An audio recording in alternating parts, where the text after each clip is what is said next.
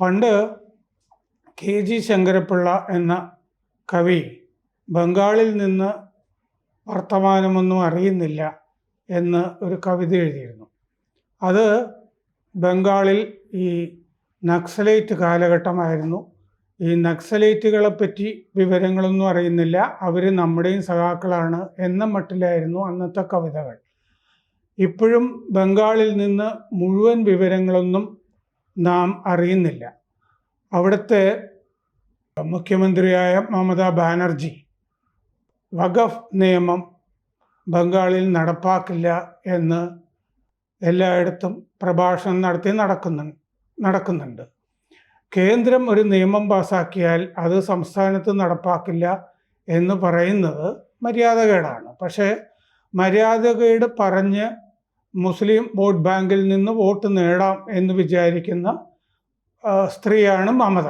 അവരിൽ നിന്ന് ഈ ലോകത്താരും മര്യാദ പ്രതീക്ഷിക്കുന്നുമില്ല. പക്ഷേ വഖഫ് നിയമം നടപ്പാക്കില്ല എന്നവർ പറഞ്ഞതോടുകൂടി അവിടെ മുസ്ലിങ്ങൾക്ക്, പ്രത്യേകിച്ച് കലാപത്തിന് കോപ്പ് കൂട്ടുന്നവർക്ക് അതൊരു പ്രോത്സാഹനമായി.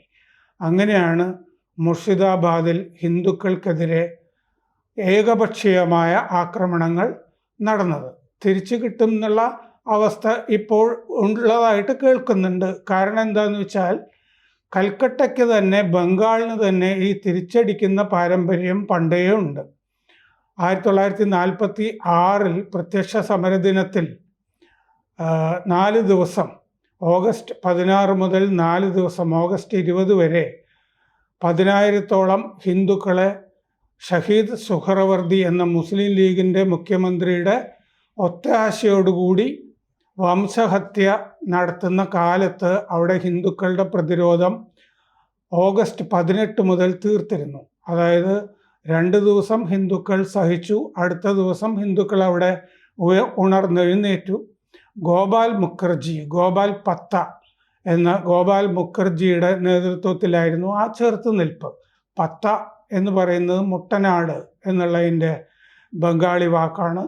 അദ്ദേഹത്തിൻ്റെ നേതൃത്വത്തിൽ ചെറുത്തുനിൽപ്പ് നടന്നതോടുകൂടി മുസ്ലിങ്ങൾ ആ വംശഹത്യയിൽ നിന്ന് പിൻവാങ്ങുകയായിരുന്നു. അപ്പോഴേക്കും ഡാമേജ് ഒക്കെ ഉണ്ടായിക്കഴിഞ്ഞിരുന്നു. 10,000 ഹിന്ദുക്കൾ ഇല്ലാതായി കഴിഞ്ഞിരുന്നു. അപ്പോൾ ഇന്ത്യയിലെ ആദ്യത്തെ ഭരണകൂട ഭീകരതയായിട്ട് കരുതപ്പെടുന്നത് 1946 ഈ സംഭവമാണ്. ഈ സംഭവം ഇസ്ലാമിസ്റ്റുകളോ മാർക്സിസ്റ്റുകളോ കോൺഗ്രസ്സുകാരോ ഒന്നും പറയാറില്ല, ഓർക്കാറുമില്ല. അവരെപ്പോഴും ഗുജറാത്ത് എന്ന് പറഞ്ഞുകൊണ്ടിരിക്കും, ഗോദ്രയെ പറ്റി മിണ്ടുകയുമില്ല. എന്തായാലും മുർഷിദാബാദിൽ നടന്ന കാര്യങ്ങളെപ്പറ്റി ഇപ്പോൾ കുറേ വിവരങ്ങൾ അഭയാർത്ഥി ക്യാമ്പുകളിൽ നിന്ന് വരുന്നുണ്ട്. മുർഷിദാബാദിലെ 3 ഗ്രാമങ്ങളിൽ നിന്ന് 400ഓളം ഹിന്ദുക്കൾ ഇപ്പോൾ ദുരിതാശ്വാസ ക്യാമ്പിൽ എത്തിയിട്ടുണ്ട്. പർലാപൂറിലെ ഒരു ഹൈസ്കൂളിൽ തീർത്തിട്ടുള്ള താൽക്കാലിക ക്ലാസ് റൂമുകൾ കേന്ദ്രീകരിച്ചാണ് ഈ ദുരിതാശ്വാസ ക്യാമ്പ് പ്രവർത്തിക്കുന്നത്. 3 പേർ കൊല്ലപ്പെട്ട ഗ്രാമത്തിൽ നിന്നാണ് ഇവർ വന്നിരിക്കുന്നത്. ആ കൊല്ലപ്പെട്ട 3 ഹിന്ദുക്കളിൽ ഒരു അച്ഛനും മകനും ഉണ്ടായിരുന്നു. 72 വയസ്സുള്ള ഹർഗോവിന്ദ ദാസും മകൻ ചന്ദൻ ദാസും വീട്ടിൽ നിന്ന് വലിച്ചിറക്കിയാണ് ഈ അച്ഛനെയും മകനെയും അവിടെ ഗ്രാമത്തിൽ കൊന്നത്. ഈ ദുരിതാശ്വാസ ക്യാമ്പിലെ ക്ലാസ് മുറിയിലെ ടെർപോളിൻ ഷീറ്റിലിരുന്ന് 8 വയസ്സുള്ള കുഞ്ഞുമായി സപ്തമി മണ്ഡലിന് 24 വയസ്സാണ്. അവർ അവിടെ നടന്ന സംഭവങ്ങൾ മാധ്യമങ്ങളോട് പറഞ്ഞിട്ടുണ്ട്. വീട് വിട്ട് പലായനം ചെയ്ത 400 പുരുഷന്മാരിലും സ്ത്രീകളിലും ഈ സപ്തമിയുമുണ്ട്. ഗ്രാമത്തിലേക്ക് ഇനി തിരിച്ചു പോകാൻ കഴിയുമെന്ന് അവർക്കുറപ്പില്ല. സ്ഥിരമായി അതിർത്തി രക്ഷാസേന ഉണ്ടെങ്കിൽ മാത്രം പോകാം എന്നാണ് പലായനം ചെയ്ത ഹിന്ദുക്കൾ പറയുന്നത്. ഈ കലാപം നടന്ന ഗ്രാമം ഗംഗയുടെ അക്കരയിലാണ്. റോഡ് വഴി പോവുകയാണെങ്കിൽ 60 കിലോമീറ്ററാണ് ഈ ദുരിതാശ്വാസ ക്യാമ്പിൽ നിന്ന്. 200 പേർ അറസ്റ്റിലായിട്ടുണ്ട്. ശാന്തമാണ് ഇപ്പോൾ ഗ്രാമങ്ങൾ എന്ന് പോലീസ് പറയുന്നു. എന്നാൽ പലായനം ചെയ്ത ഹിന്ദുക്കൾ അത് വിശ്വസിക്കുന്നില്ല. സപ്തമി പറയുന്നു. വെള്ളിയാഴ്ചയാണ് ആൾക്കൂട്ടം വന്നത്. അയലത്തെ വീട് ആദ്യം അവർ തീവച്ചു. അത് കഴിഞ്ഞ് ഞങ്ങൾക്ക് നേരെ കല്ലേറ് തുടങ്ങി. ഞങ്ങൾ മാതാപിതാക്കളുടെ വീടിനകത്ത് പോയി ഒളിച്ചു. ആൾക്കൂട്ടം പോയപ്പോൾ വൈകിട്ട് വീട് വിട്ടിറങ്ങി. BSF റോന്ത് ചുറ്റാനെത്തി. ഞങ്ങൾ ഇറങ്ങിയത് ഞങ്ങൾ ധരിച്ചിരിക്കുന്ന വസ്ത്രങ്ങളുമായി മാത്രമാണ്. BSF സഹായത്തോടുകൂടി താൽക്കാലിക ജെട്ടിയിലെത്തി. അവിടുന്ന് ബോട്ടിൽ ഈ ദുരിതാശ്വാസ ക്യാമ്പ് കിടക്കുന്ന ഗ്രാമത്തിലും എത്തി. ധുലിയൻ എന്ന് പറഞ്ഞ ഗ്രാമത്തിൽ നിന്നാണ് ഈ സപ്തമി എത്തിയത്. ആ ഗ്രാമത്തിൽ ഇപ്പോൾ ആരുമില്ല. അവരുടെ ഭർത്താവ് കൊൽക്കത്തയിലാണ്. അദ്ദേഹം കല്ലാശാരിയാണ്. ഇവരൊന്നും സവർണ ഹിന്ദുക്കളും അല്ല. അവിടെ ഇരുട്ടായിരുന്നു. വള്ളത്തിൽ പുഴ കടന്നു. അടുത്ത കരയിൽ ഒരു കുടുംബം രാത്രി അഭയം തന്നു, വസ്ത്രം തന്നു. അടുത്ത ദിവസം ഞങ്ങൾ ഈ സ്കൂളിലെത്തി. സപ്തമിയുടെ അമ്മ മഹേശ്വരി മണ്ഡൽ മാധ്യമപ്രവർത്തകരോട് പറഞ്ഞു, പുഴ കടക്കുമ്പോൾ കുഞ്ഞിന് പനി വന്നു. മറ്റുള്ളവരുടെ കാരുണ്യത്തിലാണ് ഇപ്പോൾ ഞങ്ങൾ. സ്വന്തം രാജ്യത്ത് ഞങ്ങൾ അഭയാർത്ഥികളായി. ഇനി തിരിച്ചു പോകാൻ പറ്റിയെന്ന് വരില്ല. ഇനിയും അവർ ഞങ്ങളെ ആക്രമിച്ചാലോ. ഇവരെല്ലാം ഇപ്പോഴുള്ളത് പർലാപൂർ ഹൈസ്കൂളിലാണ്. സൂതി, ധുലിയൻ, സമാഹർഗഞ്ച് എന്നീ ഗ്രാമങ്ങളിൽ നിന്നുള്ളവരാണ് ഇപ്പോൾ അഭയാർത്ഥികളായി അവിടെ ഉള്ളത്. ധുലിയനിൽ നിന്നുള്ള വിധവ തുലോറാണി മണ്ഡൽ, അവർക്ക് 56 വയസ്സാണ്. അവർ പറഞ്ഞു, ഞങ്ങളുടെ വീട് കത്തിച്ചു. ഇനി അവിടെ സ്ഥിരം BSF താവളമുണ്ടായാൽ നന്ന്.